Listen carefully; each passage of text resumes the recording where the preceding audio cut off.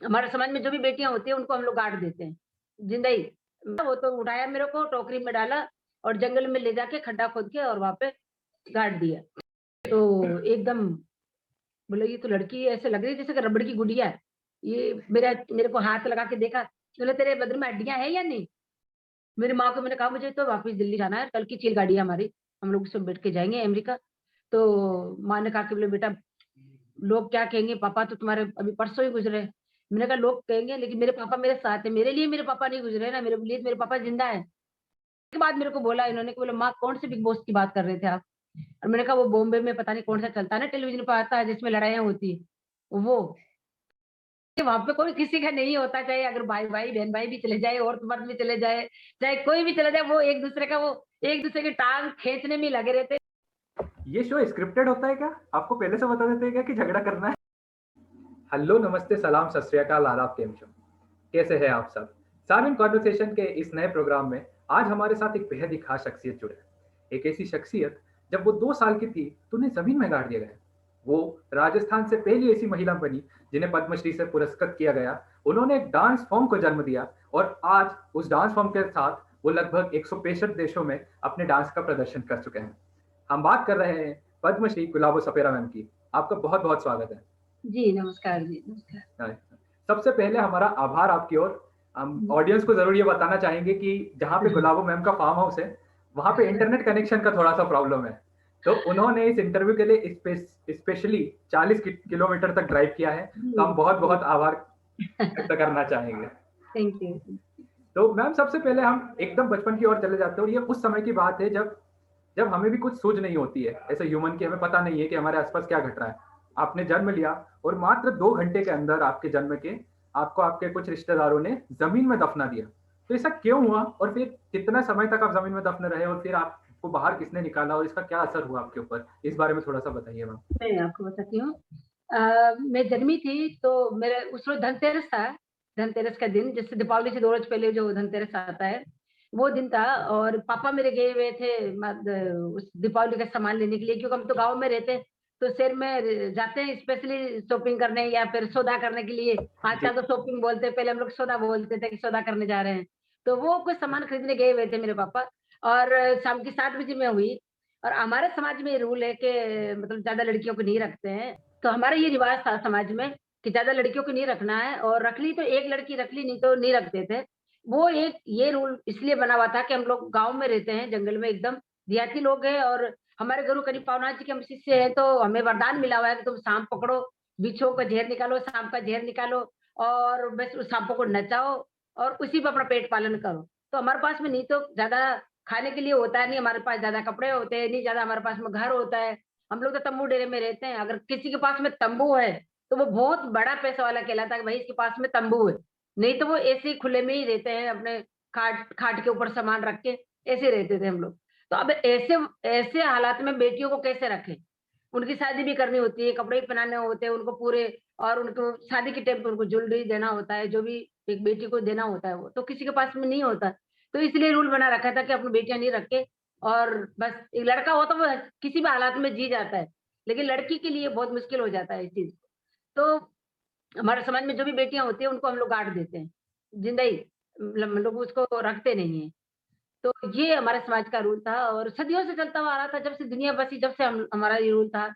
और मेरे टाइम पे हमारे घर में पहले बहनें थी 3 और 3 भाई थे और अब वो क्यों थे वो मैं आपको बताती हूँ कि पापा जो है वो मेरे माता के पुजारी थे, चामुंडा माता के पुजारी थे। तो वो कहते कि मैं जिस माता की पूजा करता हूँ, मैं जिस माता के लिए मैं आराधना करता हूँ, तो वो माता मेरे घर में जन्म लेती है, तो मैं उसको कैसे मार सकता हूँ? तो इस तरीके से मेरे पापा ने बेटियों को नहीं मारते थे और बेटियों को ज़िंदा तो पहले 3 बहनें थी, 7वाँ नंबर मेरा हुआ और उस रोज़ मेरे पापा चले गए मार्केट मैंने बताया आपको और पीछे से जंगल में अजमेर के पास कोटड़ा गाँव है, वहाँ पे मैं जन्मी। माँ को बताया नहीं कि लड़का हुआ या लड़की और औरतों ने पता चला कि ये लड़की हुई है, तो वो बगैर बताए ही चुपचाप नाड़ा-वाड़ा कुछ नहीं काटा और बगैर बताए ही वो मेरी माँ से बोला भी नहीं और जैसे जन्मी और ले माँ सोची कि उसको नहलाने लेके गए होंगे या फिर उनको कुछ कर रहे होंगे जो बच्चे के जो करते हैं वो भई नाड़ा-वाड़ा काटना करना। ऐसा कुछ नहीं किया, वो तो उठाया मेरे को टोकरी में डाला और जंगल में ले जाके खड्डा खोद के और वहाँ पे गाड़ दिया। ज़मीन में तो काफ़ी देर हो गई थी, 1 डेढ़ घंटा हो गया, तो माँ को पता चला कि मेरे बच्चे को लेके नहीं आए, कहाँ लेके चले गए? तो मेरी मौसी से पूछा, मेरी माँ ने तो कहा कि बोला वो तो तेरी बेटी हुई थी और पता है अपना रूल और रिवाज, आज तेरा आदमी घर पे नहीं था तो औरतों का मौका लगा, वो तो जो जन्माई वही उनको मार दी। बोले लेके चले गए और उसको गाड़ दिया ज़मीन में। तो मेरी माँ रोने लगी कि नहीं हमारा तो ये रिवाज है ही नहीं, तो आपने ऐसा क्यों करने दिया? बहन आप तो मना करती। वो कहती मैं रिवाज के सामने मैं कुछ नहीं कर सकती। मेरी माँ ने कहा कि जहाँ भी गाड़ा मेरे को बताओ। तो इस तरीके से मेरी माँ रोने लगी। मेरी मौसी ने कहा कि बाद में बताऊँगी, अभी नहीं बता सकती मैं, क्योंकि अभी तो समाज के लोग सारे जग रहे हैं, औरतें भी जग रही हैं। तो रात की 12 बजे मेरी मौसी ने कहा भी तो मर गई होगी, 5 घंटे हो गए अब उसको। तो मेरी माँ ने कहा कि नहीं मेरा विश्वास है कि मेरी बेटी मुझे ज़िंदा मिलेगी और मेरी माँ का विश्वास जीता। और जहाँ मुझे दफनाया था और गाड़ा था, वहाँ पे मेरी मौसी ने बताया, खोद के जब निकाला तो मेरी साँसें चल रही थी। तो मेरी माँ का विश्वास जीता। मेरी माँ ने कहा कि देखो, मैं जब मेरी आत्मा कह रही थी कि मेरी बेटी ज़िंदा है, तो वो ज़िंदा ही मिली। तो इस तरीके से मेरी माँ की वज़ह से मेरी जान बची है, मेरी मौसी की वज़ह से। तो मेरे 3-3 माँया हैं, मेरी माँ जन्म देने वाली, 9 महीने रखा, धरती माता ने मुझे 5 घंटे रखा और मेरी मौसी ने मुझे बताया कि यहाँ गाड़ा हुआ है। तो मैं 3 माँ मान के चलती हूँ और मेरी मौसी को भी मैंने बहुत माँ ही माना उनको। तो इस तरीके से मेरे जन्म की ये घटना हुई। बाद में मेरे पापा को पता चला, मेरे समाज को पता चला कि तो मुर्दा लड़की को निकाल के लेके आ गए, रात को गाड़ा था, उस लड़की को वापस ले आए और वो लड़की जिंदा मिली। तो इस तरीके से सुबह पंचायती बैठ गई और कहने लगे कि भई तुम इस लड़की को कैसे निकाला और क्यों निकाला? ये तो मर गई थी और मुर्दा लड़की है, तुम लोग मुर्दा लड़की को रखते हो, तो तुम्हें तो मारना पड़ेगा इस लड़की को। मेरे पापा ने कहा कि मेरी बेटी लड़की नहीं है, ये स्पेशल लड़की बोलो इसको और ये मेरी बेटी एक माता है और 5 घंटे धरती माता में गड़ने के बाद में भी ये नहीं मरी, तो नहीं तो ये आपकी बेटी है, नहीं मेरी बेटी है, ये धरती माता की बेटी है। ये धरती माता की बेटी होगी और ये बेटी, बस मैं इसकी रखवाली करूँगा और मैं इसको मैं पालूँगा, पोसूँगा, क्योंकि ये मेरी बेटी नहीं है, धरती माँ की बेटी है। तो इस तरीके से मेरे पापा सुबह समाज के सामने जुर्माना वगैरह दे दुआ के और भाई ठीक है हमसे गलती हो गई, हमने लड़की को बाहर निकाला, उसके लिए आप अपना दंड जुर्माना कर लो हमारे पे। तो इस तरीके से बातचीत हुई, दंड जुर्माना करके मैं चलती रही और 6-7 महीने की हो गई तो समाज की आँखें तो रोज़ लगी हुई थी कि इसको मारना, मारना, मारना, ये लड़की ज़िंदा कैसे घूम रही। जब 6 महीने की मैं हो गई, तो मेरे 6-7 महीने की मैं हो गई, तो मेरे पापा ने मेरी माँ से कहा कि मैं अब इसको मेरे साथ रखूँगा। मेरी माँ ने कहा कि क्यों? तो बोले ये गुडालियाँ चलने लगी है, बच्ची बाहर निकलती, गोद से पता नहीं कोई उठा के ले गया तो, तम्बू डेरे में बाहर ही तो रहते हैं जंगल में, मार देगा। तो मेरे पापा साँपों की टिपारी पे बिठा के मुझे और रोज़ माँगने जब जाते थे, साँपों को नचाने जब जाते थे, तो वो मुझे साथ लेके जाते। जब भूख लगती थी, माँ के लिए रोती थी, दूध के लिए रोती, तो वो साँपों को जो दूध पिलाते थे, उसमें से बचा हुआ दूध मुझे पिला देते। तो बस ऐसे हो गया कि जैसे साँप मेरे बहन-भाई है, वो मेरा परिवार है, उन्हीं के साथ मैं खा रही हूँ, उन्हीं के साथ पी रही हूँ, उन्हीं के साथ मैं खेल रही हूँ, उन्हीं को गले में पहन के डांस कर रही हूँ। जब मैं 1-2 साल की हो गई, तो मैं डांस करने लगी फिर, क्योंकि बचपन से वो बीन सुन रही हूँ, डफली सुन रही हूँ, साँपों को नाचते हुए देख रही हूँ। तो मैं नाचने लगी।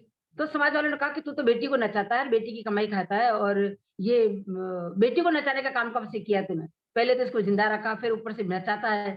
तो मेरे पापा ने कहा कि मैं नचाता नहीं हूँ, ये तो खुद ही नाचती है सांपों के साथ-साथ, तो मैं क्या करूँ? तो बोला घर पे छोड़ दे। तो फिर 3-4 साल की थी मैं जब मेरे पापा ने घर छोड़ना स्टार्ट कर दिया मुझे। तो फिर मैं रोती थी, मुझे तो मेरा जीवन मेरा डांस हो गया। मेरी रोटी मेरा डांस हो गया कि डांस नहीं करती तो मुझे कुछ नहीं अच्छा लगता।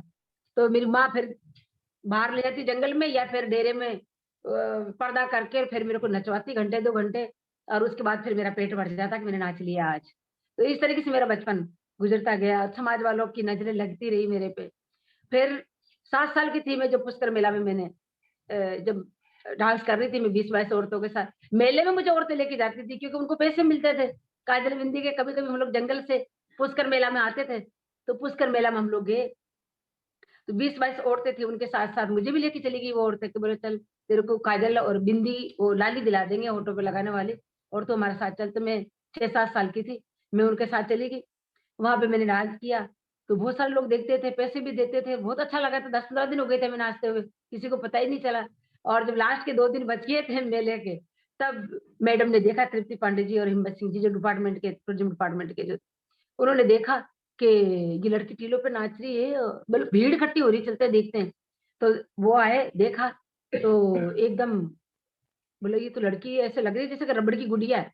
ये मेरे को हाथ लगा के देखा, बोले तेरे बदन में हड्डियाँ हैं या नहीं? तो मैं बोली नहीं कुछ भी और मैडम को बहुत पसंद आया। उन्होंने मेरे को रात को इनवाइट किया प्रोग्राम के लिए वहाँ बुलाया, मैडम ने मुझे घुंघरू दिए और वहाँ मैंने घुंघरू पहन के डांस किया, मुझे बहुत अच्छा लगा। लेकिन जो तालियाँ बजा रहे थे ना, उस टाइम में मेरे को ऐसा लगा कि ताली क्यों लोग रोड पे नाचते तो कैसे फेंकते हैं? ये तो ताली बजा रहे थे, मेरे को भगा रहे हैं या मुझे डाँट रहे हैं या ये क्या है? हँस तो रहे हैं। तो बस मैंने कहा होने दो, मेरे को तो अच्छा लग रहा है ना। मैं पहली बार स्टेज पे डांस किया, मुझे बहुत अच्छा लगा और जब मैंने मैडम से पूछा कि वो ताली ऐसे क्यों बजा रहे थे? तो मैडम ने कहा कि पागल वो तेरे को मार नहीं रहे थे, भगा नहीं रहे थे, वो तेरा हौसला जारी कर रहे थे और तेरे को मतलब एक तेरा वेलकम कर रहे थे। पैसे नहीं दे रहे थे लेकिन वो तेरा वेलकम कर रहे थे। तो इस तरीके से सन 81 में मैं पुष्कर मेला से स्टार्टिंग किया प्रोग्राम की।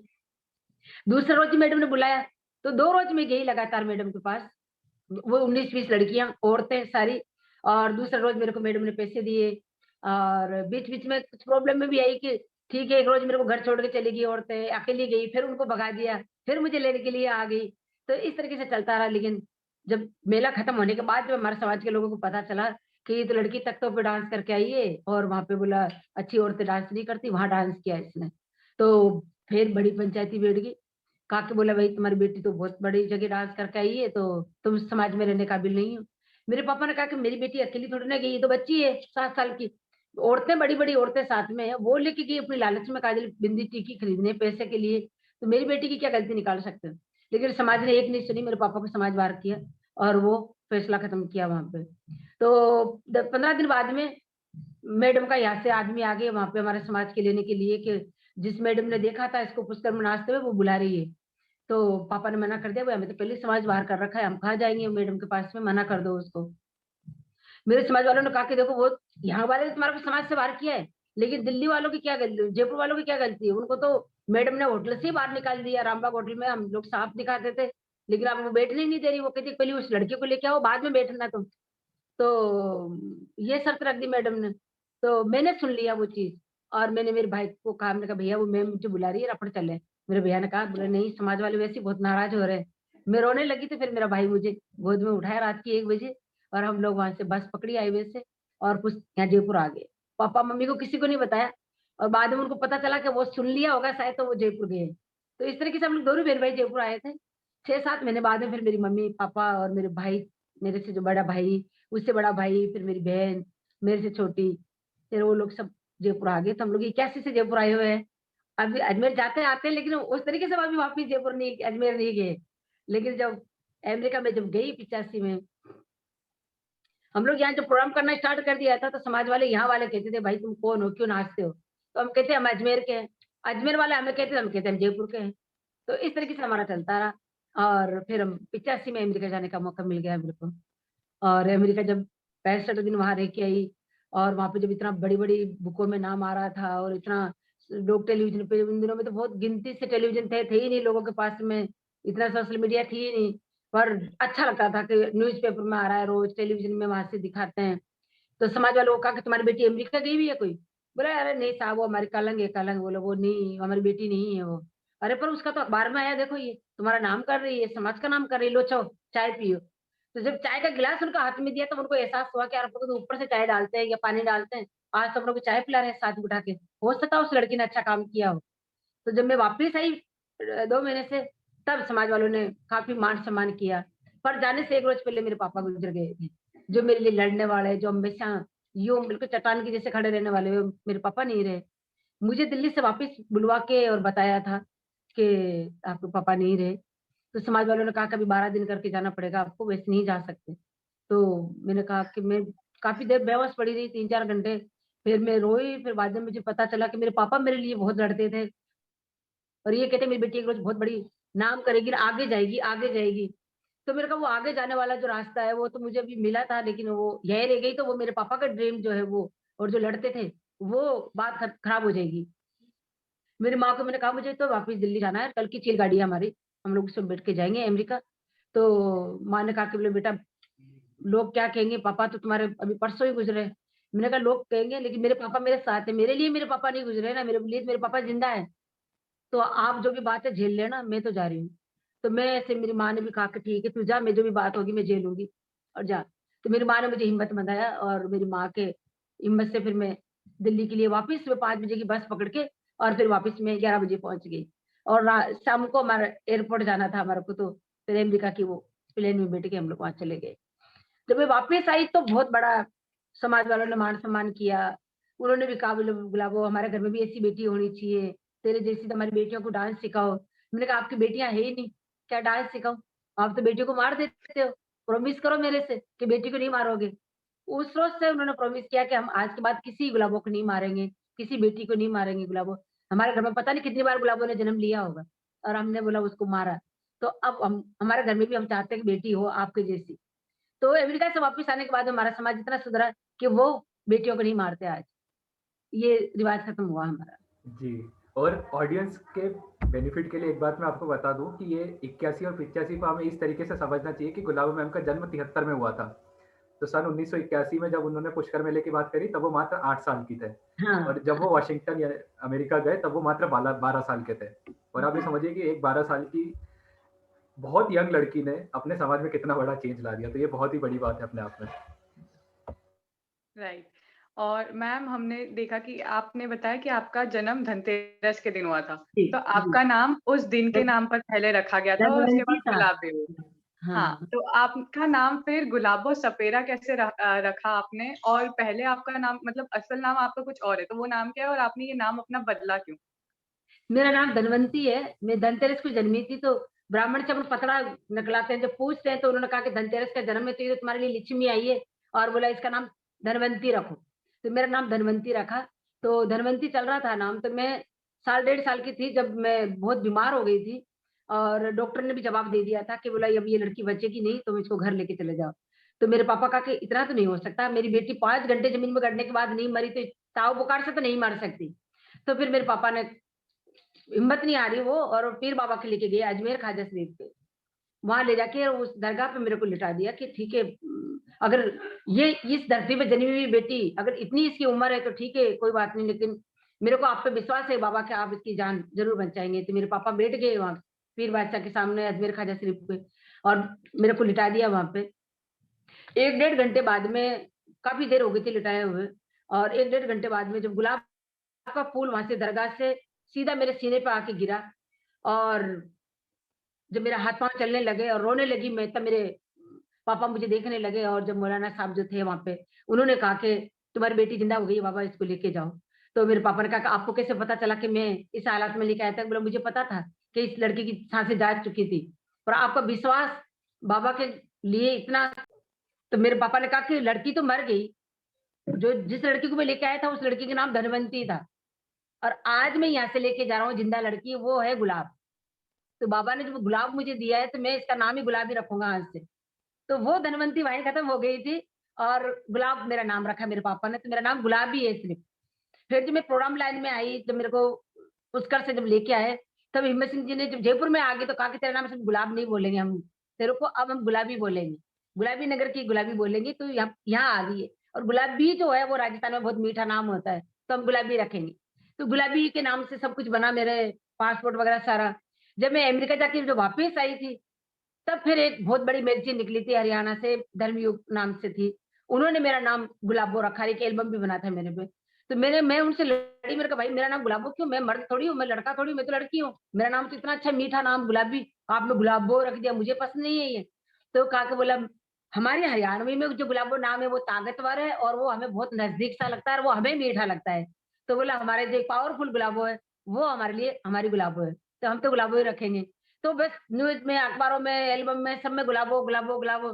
तो मेरे को अभी सुनने में अच्छा नहीं लगता गुलाबो, लेकिन अब मुझे भी आदत पड़ गई, मैं भी अपने आप को गुलाबो ही बोलती हूँ। तो बस ये पेपरों में सारा नाम गुलाबी है, साइन गुलाबी करती हूँ, लेकिन फिर मिस गुलाबो के नाम से है। तो बस अब वो आदत पटक ली कानों को कि ठीक है, गुलाबो ही रहने दो आप। सब कहते हैं बोले गुलाबो नाम अच्छा है, पावरफुल है और हरियाणा से कहते हैं कि वो हमें नज़दीक लगता है गुलाबो। राजस्थान में कहते हैं कि हमें गुलाबी नाम अच्छा लगता है, हमारे जयपुर गुलाबी नगरी में रहती हो, तो मैंने कहा ठीक है, गुलाब, गुलाबी और क्या नाम है गुलाबो। तो मेरे जो अकाउंट में वो भी 3 नाम दे रखे हैं, मेरी बिटिया ने एप्लीकेशन दे रखी, कोई सी भी नाम से चेक आ सकता है। ये है। जी मैम, एक चीज़ ये भी कि आप बिग बॉस में गए। मुश्किल सफ़र मुझे क्या, मैं तो कभी देखती नहीं थी, मेरे को बहुत टूर होता था मेरा और होता है मेरा, मैं घर में हाँ, बहुत कम रहती हूँ और टेलीविज़न बहुत कम देखती हूँ, लेकिन मैं सुनती थी, कभी-कभी उठते बैठते निकलता था कि बिग बॉस बहुत लड़ाई होती है उसमें इस तरीके से, तो मेरे को पता नहीं था इसके बारे में।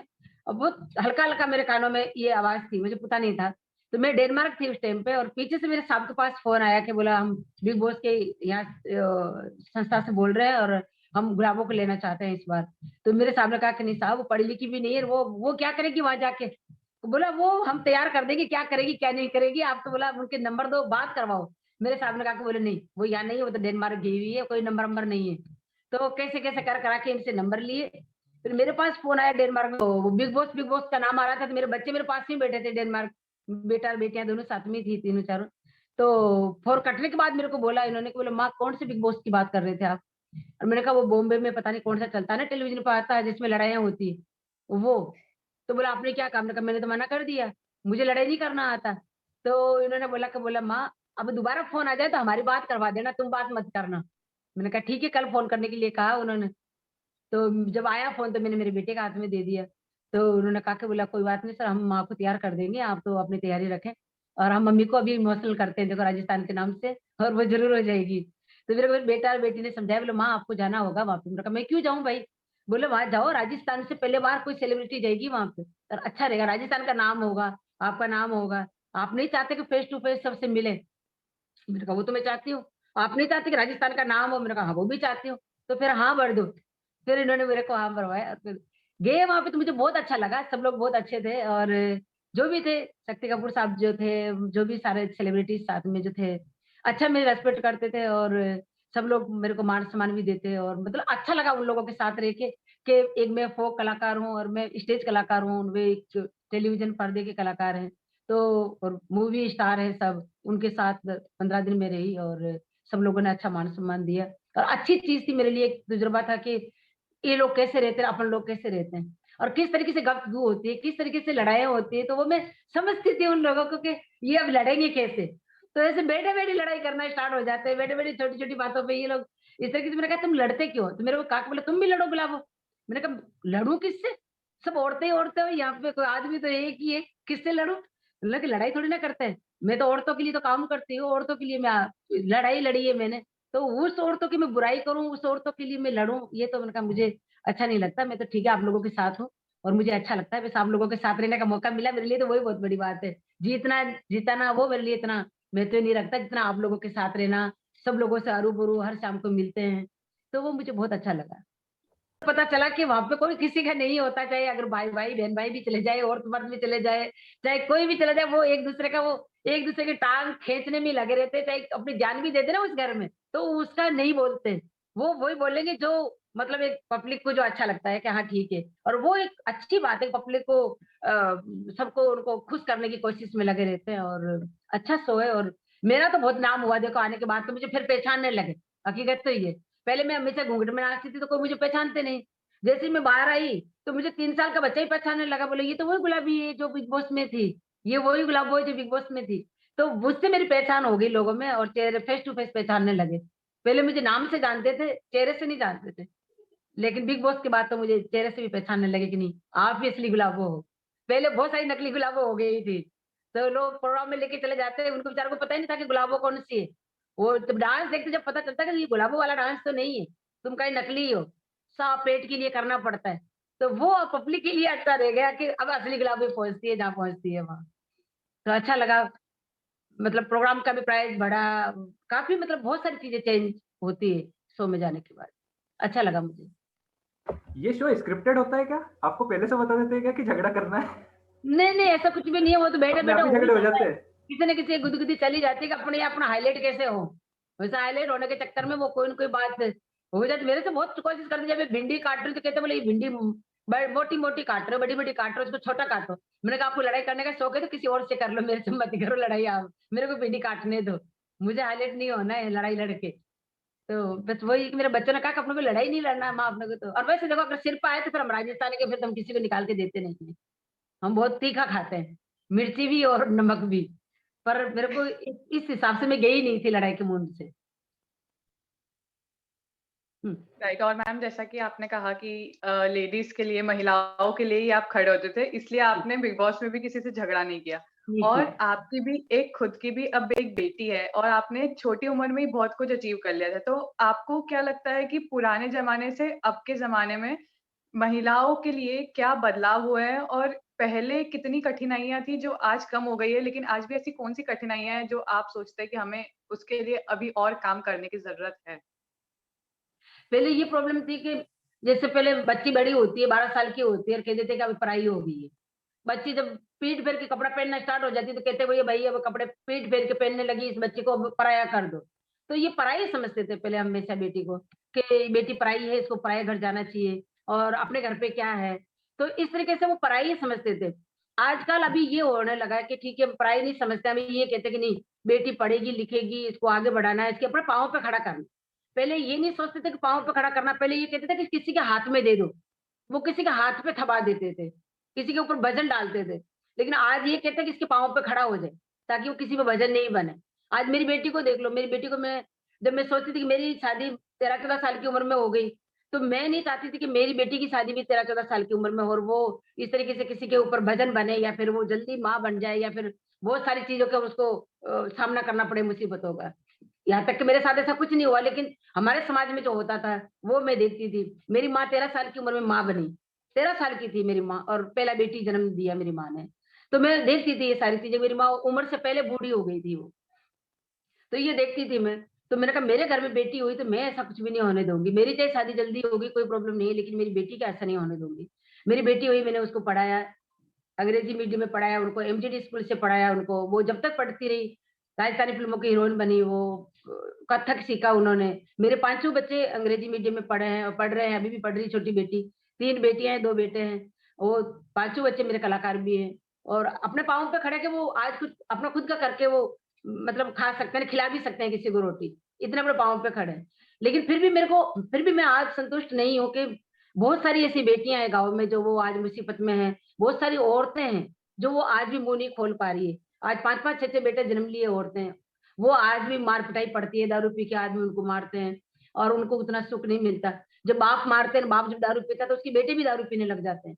जब बेटा दारू पीता है तो फिर वो माँ को माँ नहीं समझता, फिर वो ही गाली-गलौच काटते हैं। तो बहुत सारे लोग हैं आज, ठीक है, हाई लेवल के लोग हैं, वो पढ़ लिए, लिख लिए, वो काफ़ी समझ गए तो वो कहते हैं कि हाँ, हमारी बेटी पाँव पे खड़ी रहनी है। लेकिन उन पढ़े-लिखे लोगों में भी कितने इतने सारे लोग हैं, जो ये कहते हैं कि यार बेटी है, इसको तो बोला इनका करवा दो, बोला इसको डॉक्टर के जाके बच्चे को दवाई ले लो या फिर गिरवा दो, ये कुछ ऐसा करते हैं। तो उनको ऐसा नहीं करना चाहिए, बेटा है चाहे बेटी है। मैं एक स्पेशली पेरेंट्स के लिए मैसेज छोड़ना चाहती हूँ बेटियों के लिए, कि आप अपने ऐसा देखें कि बेटा है चाहे बेटी, अब 3 महीने में पता नहीं चलता कि बेटा है या बेटी।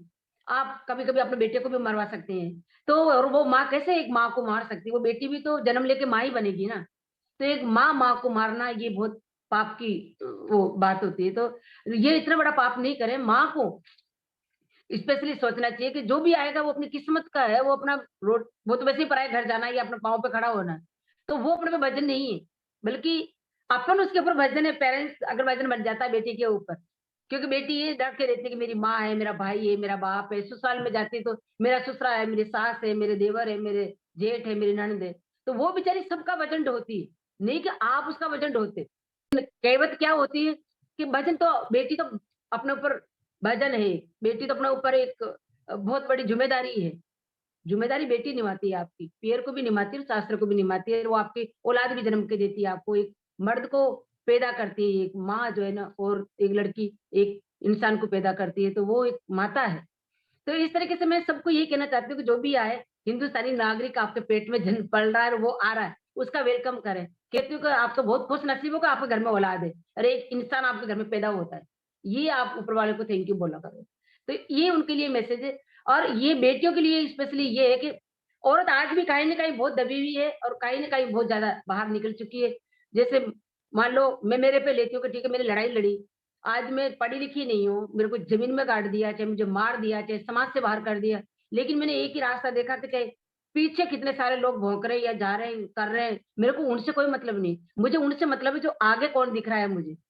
आगे मेरा अगर दुश्मन भी है, तो मैं उनको भी भगवान समझ रही हूँ और मेरा भगवान है, मैं उसको भी भगवान समझ रही हूँ और मैं वो आगे का रास्ता तय कर रही हूँ, नहीं कि मुझे पीछे जाना। बचपन से मैं यही सुन रही थी, जो मेरा डांस देखते हैं ये कहते हैं कि बोले ये लड़की बहुत आगे जाएगी, ये लड़की बहुत आगे जाएगी। तो वही मेरे दिमाग में बैठी हुई है। अमेरिका गई तो लता जी का उनका आशीर्वाद मिला, बोले बेटा तुम बहुत आगे जाओगी। राजीव गांधी जी मेरे अमेरिका में भाई बने, बोले बेटा बहुत आगे जाओगे। यहाँ की जयपुर की राजमाता ने मुझे गोद लिया था, वो कहती बोले ये हमारे राजस्थान की बेटी है, पूरे हिंदुस्तान की बेटी है, बहुत आगे जाएगी। मैं वो आगे आगे के चक्कर में 165 कंट्री जा चुकी, फिर भी मैं और आगे ही जाना चाहती हूँ कि वो आगे है क्या। तो वो आगे की तलाश में जो लग जाता है ना इंसान, वो कभी हार नहीं मानता। वो छोटी छोटी बातें तो जिंदगी में बहुत सारी आती भी है, कठिनाई भी आती है, घाटा भी आता है, नफा भी आता है, बहुत सारी चीजें आ जाती है, नाम भी हो जाता है, पैसे भी आ जाता है, पर उससे थोड़ी ना सब कुछ मिल गया आपको। मिलेगा तो वो जो आप अपनी कला से किसी और को तैयार कर रहे हो, आप अपने विचारों से किसी को और को तैयार कर रहे हो, आप अपने विचार बांट रहे हो। जब आपका आपने जो किया उसकी सीख लेके लोग जब तैयार होते हैं ना, उसको कहते हैं कि अपने ने कुछ किया है। तो ये सारी चीजें तो उनको बहुत निभा के चलनी पड़ती है, परिवार है, अपने लोग होते हैं, सारे लोग उनको भी। जी, तो इसी इसी परिप्रेक्ष्य में ये सवाल भी पूछना चाहूँगा कि आप कहते हैं कि हर घर में गुलाबो हो, या जैसा आप कहते हैं कि आपको गुलाबो नाम पसंद नहीं, तो हर घर में गुलाबी हो। तो इस जी। बारे में आप क्या कर रहे हैं? आप अपने जीवन में इससे रिलेटेड कुछ चीज़ें कर रहे हैं? मैं देखो मैंने अभी कहा कि मैं ठीक है, मेरे को आदत हो गई कानों को सुन-सुन के गुलाबों की, तो अच्छी बात है कि गुलाबो सब लोग बोलते हैं तो उनको अच्छा लगता है, तो मुझे भी अच्छा लगता है। लेकिन ये है कि न एक गुलाबी जो नाम था वो मेरे लिए है। गुलाबो नाम है लोगों के लिए है। तो गुलाबों को ज़िंदा रखना है मुझे और घर-घर में गुलाबो हो, ये मेरा ड्रीम है। और उसके लिए मैंने एक अपना स्कूल, डांस स्कूल एक जो हैंडीक्राफ्ट का, जैसे हमारा कालबेलिया का जो एक ओरिजिनल कालबेलिया किस तरीके से रहते हैं, सपेरा किस तरीके से रहते हैं, वो मुझे दिखाना है। और उसके लिए मैंने एक स्कूल बनाया है पुष्कर में, और जहाँ से मैं निकली हूँ, वहाँ ही मैंने पुष्कर बनाया है, वो स्कूल बनाया है। इसलिए कि मैं चाहती हूँ, मैं चाहती तो जयपुर में बना सकती थी, लेकिन मैंने कहा कि पहले मैं पुष्कर बनाऊँगी। जहाँ से मैं निकली हूँ, वहाँ से अगर हर बच्चा निकले और वो इतना बड़ा नाम करे और इतना बड़ा सेलिब्रिटी बने, तो ये बहुत अच्छी बात है मेरे लिए। तो मैं वहाँ वर्मा जी के स्थान और वर्मा जी के चरणों में मैंने मेरा कालबेलिया स्कूल बनाया है वहाँ पे, और बहुत जल्दी उसकी ओपनिंग होने वाली है, मई जून में शायद कर देंगे हम। तो उसमें सब बच्चों को डांस भी सिखाऊँगी मैं, और हमारे मोती मनिया का जो हैंडीक्राफ्ट का काम है, बीन कैसे बनती है, डफली कैसे बनती है, काँच कसीदे का काम कैसे होता है, तो वो सारी चीज़ें उसमें सिखाएँगे।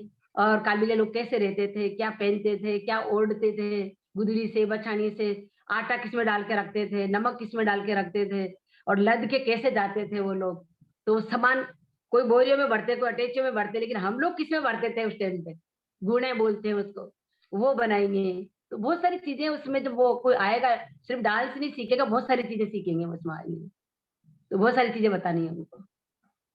तो इसलिए मैं डांस स्किल बना रही हूँ वहाँ पे, पुष्कर में। जी, और मैम जैसे कि आपको पद्मश्री से नवाज़ा गया है जी, और वो एक बहुत ही बड़ी उपलब्धि मानी जाती है और आप राजस्थान की पहली महिला है जिनको पद्मश्री मिला है, साथ ही साथ फर्स्ट फ़ोक डांस कालबेलिया है जिसे पद्मश्री मिला है। जी। तो आपको वो जब अवार्ड से नवाज़ा जा रहा था, तो तब आपको कैसा लग रहा था और उसके बाद आपकी ज़िंदगी में क्या बदलाव आया? मेरे को जब जब मैं सुबह-सुबह जब सो रही थी यहाँ पे, तब मैंने तो सपने में भी नहीं सोचा था कि मैंने इतनी मेहनत कर ली या फिर इतना काम कर लिया कि मैं पद्मश्री का सपना देखूँगी। मैंने तो कभी सोचा भी नहीं था ये। क्योंकि सदियों से घूमर डांस, बहुत सारी जो फ़ोक डांस है, सदियों से चलते हुआ आ रहा था। मेरा तो कालबेलिया डांस मेरे से ही स्टार्ट हुआ। ये जो सपेरा डांस है जिसको बोलते हैं, वो तो मेरे से ही स्टार्ट हुआ। तो मैं ये उम्मीद नहीं रखती थी, लेकिन जब भारत सरकार ने और राजस्थान सरकार ने जब मेरा नाम भेजा और भारत सरकार ने मुझे जिस सम्मान से नवाजा, सुबह-सुबह जो फ़ोन आया मेरे पास में 8 बजे कि बोले गुलाबो आपको पद्मश्री मिलेगी और आपका नाम इसमें नॉमिनेट हुआ है। तो मैं 8 बजे आया था, मैं टाइम टेबल नहीं भूल रही, अभी भी मैंने घड़ी में टाइम देखा था 8 बज रही थी उस टाइम पे सुबह की। और मैं इतनी खुश हुई ना कि मेरी साँसें बंद हो गई थोड़ी देर के लिए। मैंने कहा यार पद्मश्री मेरे को, मैंने कहा मैं किसको सुनाऊँ खुशखबरी? मैंने मेरी बेटी को जगाया, मैंने कहा राखी उठ, मेरे पास सो रही थी। मैंने कहा मेरे को पद्मश्री मिलेगी उठ। तो कहती बोले हैं वो भी बेटी हो गई? बोले मैं चाय बना के लाती हूँ, रुक कभी ऊपर जा रही हूँ, कभी बना के ला रही हूँ। मतलब खुशी का ठिकाना नहीं था जब हमें फ़ोन आया था। और मैं लाख-लाख धन्यवाद और शुक्रियादार और बहुत आभारी हूँ ऊपर वाले की कि मेरे को इस लायक समझा। भारत सरकार की मैं बहुत आभारी हूँ कि मेरे को इस लायक समझा कि फ़ोक डांस तो सारी दुनिया करती है, पूरे वर्ल्ड में चलता है। और ये कालबेलिया डांस सिर्फ़ मेरे से स्टार्ट हुआ था, उसको पद्मश्री से लेके सम्मान किया, और इस डांस को इस लायक समझा। तो ये मेरे लिए बहुत बड़ी बात है कि फ़ोक डांस को पूरे वर्ल्ड में पहली बार इस डांस को और एक एक एक फ़ोक डांसर को ये पद्मश्री मिली है। तो मेरे लिए बहुत बड़ी बात है और मैं इसकी बहुत रिस्पेक्ट करती हूँ, और मैं चाहती हूँ कि मैं बस ये सेलिब्रेट हर किसी के साथ करूँ, और जो भी लग गया कि गुलाबो पद्मश्री ने ये किसी मेरे को कोई चीफ गेस्ट करके बुलाते हैं या फिर काहे छोटे से छोटे फंक्शन में बुलाते हैं, बड़े से बड़े फंक्शन में बुलाते हैं, मैं वहाँ शौक से जाती हूँ। और मैं यही कहती हूँ कि आप भी इतनी मेहनत करें और आप भी इतना सब कुछ करेंगे तो आपके घर में भी गुलाबो हो सकती है। मेरे को एक ज़िम्मेदारी भारत सरकार ने और दी है कि मेरे को पद्मश्री देके और सम्मानित किया, तो मेरा एक कदम और आगे बढ़ा। अब मैं स्ट्रॉन्ग हो गई और आगे से आगे मैं डांस करना चाहती हूँ और इसमें और ज़्यादा 4 चाँद लगाना चाहती हूँ। और मैं चाहती हूँ कि हर एक बेटी को उतनी मेहनत करे, हर एक बेटी को इसी तरीके से भारत सरकार सम्मान करे और उनको भी इस तरीके से, और वो बेटियाँ ऐसी पाँव पे खड़ी हो जाए कि इस कला को कभी नहीं मरने दें। और तो मैं हर 28 मार्च को मैं फंक्शन भी करती हूँ और सब कलाकारों के साथ में पद्मश्री सेलिब्रेट करती हूँ और उनको मेरी तरफ से मैं सम्मान करती हूँ कलाकारों को। और उनको ये बोलती हूँ कि आपको भी इतनी मेहनत करनी है और ये मेरी तरफ से आपको पद्मश्री, लेकिन आपको भारत सरकार से पद्मश्री लेनी पड़ेगी। तो इस तरीके से उनको मैं आगे बढ़ाने का वो देती हूँ, ताकत कि वो आगे बढ़े और अपना ये नहीं देखे कि पैसे नहीं मिल रहे इसमें तो क्या होगा। अभी कोरोना काल में बहुत सारे कलाकार जो टूट गए कि यार क्या पड़ा है, कलाकारों पे आया ये काल सबसे बड़ा। क्योंकि क्या है इसमें, हम लोगों को फंक्शन में बुला लेते हैं, हम लोगों को रोड पे नाचना होता है तो बुला लेते हैं, हम लोगों को बड़े-बड़े विदेश भेजना होता है तो बुला लेते हैं। लेकिन जब हमारे साथ मुसीबत आई, जब हमारे साथ में जब इतना रोटी हमारे को खाने को नहीं मिल रही है, आदमी जी नहीं पा रहा है, ऐसे टाइम पे हमें कोई भी याद नहीं किया। किसी फ़ोक कलाकार को याद नहीं किया, किसी कलाकार की हेल्प नहीं की, तो बहुत सारे कलाकार टूट गए कि हम लोग इस कला को और इसको नहीं ज़िंदा रख सकते। क्योंकि जब हमारी कोई मदद नहीं करेगा तो हम ज़िंदा कैसे रख सकते हैं इसको? और अक्सर वो कलाकार जिनके पास में घर भी नहीं है, वो कलाकार जिनके पास में रहने को अभी भी कोई ठिकाना नहीं है, गाँव में रहते हैं, तंबू डेरों में रहते हैं, फिर भी वो कलाकार है, फिर भी वो इंटरनेशनल कलाकार है, फिर वो बाहर जाते हैं, देश का नाम करते हैं। लेकिन अभी तक उनकी सुनाई नहीं हुई। लेकिन मैं उनको भी नहीं हारने देती। कहती कि मैंने कहा मैं हूँ ना, मैं दूँगी आपको सब कुछ। मैं 3 महीने पूरे लॉकडाउन में उनको मैं जो भी मेरे से बन पड़ा, किट में दिए उनको, खाना मैंने बाँटा, उनको जाके मोटिवेट किया, उनको मैंने डांस करके, गा के, मैं वीडियो बना के भेजती रही कि अपने को साथ रहने का, मैं सबको भेजती थी कि साथ रहने का मौका मिला है अच्छा अपने को, और बच्चों के साथ में आप नाचो, गाओ, आप अपना पढ़ाई बच्चों को पढ़ाओ, जो भी आपको आता है वो अपने बच्चों को सिखाओ और उनको आगे तैयार करो। तो अच्छी बात है कि 3 महीने आप एक साथ पढ़े हो, आप इतने बच्चों पे वज़न क्यों आने देते हो? हम लॉकडाउन का बच्चों को नहीं पता चलना चाहिए। बच्चों को ये कहो कि अभी अपनी छुट्टियाँ हैं तो अपनी छुट्टी मना रहे हैं घर में। तो ये मैं कहती रही सबको। तो बस मेरी तो कोशिश यही लगी रहती है कि बस उनको आगे बढ़ाएँ और जितना हो सकता है अपने जितना सारा सफ़र किया है वो थोड़ा बहुत भी अगर कोई बात मान ले और वो चीज़ को फ़ॉलो कर ले तो उनके लिए बहुत अच्छी बात है। और सबसे बड़ी बात मेरे लिए बहुत बड़ी बात है कि कोई हमारा मतलब जो मेरी मेहनत की उसको कोई फ़ॉलो करके वो उस चीज़ की चले उस रास्ते, तो बहुत अच्छी बात है उनके लिए और हमारे लिए भी कि हमने मेहनत की, किसी को तैयार किया। वैसे तो बहुत हज़ारों लड़कियाँ आज विदेश की लड़कियाँ ही बहुत सारा जो ऑनलाइन डांस सिखाती हूँ मैं कालबेलिया, और हमारे जो समाज की लड़कियाँ आज हज़ारों लड़कियाँ तैयार हो गई हैं। हज़ारों लड़कियाँ आज पाँव पे खड़ी हो गई। क्योंकि 50 के बाद तो किसी लड़की को नहीं दफनाया, नहीं मारा, तो आज एक ही घर में 4-4 5-5 लड़कियाँ हैं। वही प्रोग्राम करती है, वही कमा के खिलाती है, चाहे वो सासरे वाले हो, चाहे पीर वाले हो। तो बहुत समाज बदला है आज। तम्बू डेरों में रहते थे, जो गधों पे लद के चलते थे, आज गाड़ियों में चलते हैं। तम्बू डेरे में रहते थे, आज घर में रहते हैं। बच्चे आज पढ़ रहे हैं, लिख रहे हैं, कोई नौकरियाँ कर रहे हैं सरकार में, कोई पुलिस की भर्ती जा रहे हैं, कोई वकील बनना चाह रहा है, कोई सीए बनना चाह रहा है, कोई क्या। तो बहुत बदला है इस 30-40 सालों में, बहुत लग रहा है कि यार एकदम समाज शहर में आ गया है बिल्कुल, और लोगों के बीच में रहते हैं, सबसे मान-सम्मान पाते हैं, बरोबर बैठते हैं, अपना हक से बात करते हैं। तो ये बहुत बड़ी बात है। तो किसी न किसी को तो पहल करनी पड़ती है, तभी सब कुछ मिलता है, नहीं तो नहीं मिले कुछ भी। जी, और आज thank you so much ma'am कि आप हमसे जुड़े, और आज इस कॉन्वर्सेशन से हमने बहुत कुछ सीखा। और पहली चीज़ और सबसे बड़ी चीज़ तो ये सीखी कि हमें हमारे देश के आर्ट को, हमारी दुनिया में जो भी आर्ट है, उसे अपने अंदर और आस-पास में ज़िंदा रखना है, जी, ताकि हमारे आगे की जनरेशन भी उसे सीख पाए और उससे जो भी अच्छी सीखें हैं, वो अपने आगे भी बढ़ा पाए। जी, साथ ही में हमने ये भी देखा कि इतनी कम उम्र में जब मैम इतनी इंस्पिरेशनल फिगर बन गए हैं कि उन्होंने इतनी कम उम्र में भी, जब बच्चों को समझ भी नहीं होती, तब बहुत सारी चीज़ें अचीव कर ली थी। और समाज में कितने भी हमें समाज नीचे धकेलना चाहे, लेकिन जब हमारी फैमिली हमें सपोर्ट करती है, सही तो हम ज़रूर आगे बढ़ते हैं। तो फैमिली का हमें हमेशा आगे ज़रूरी की ओर देखना चाहिए। तो thank you so much ma'am आज जुड़ने के लिए है। और इस कन्वर्सेशन को और इस इतनी अच्छी इंस्पिरेशनल स्टोरी को आगे बढ़ाने के लिए और सबको सुनाने के लिए। Thank you, thank you, thank you. Please like, share, and subscribe to our channel and press the bell icon for latest updates.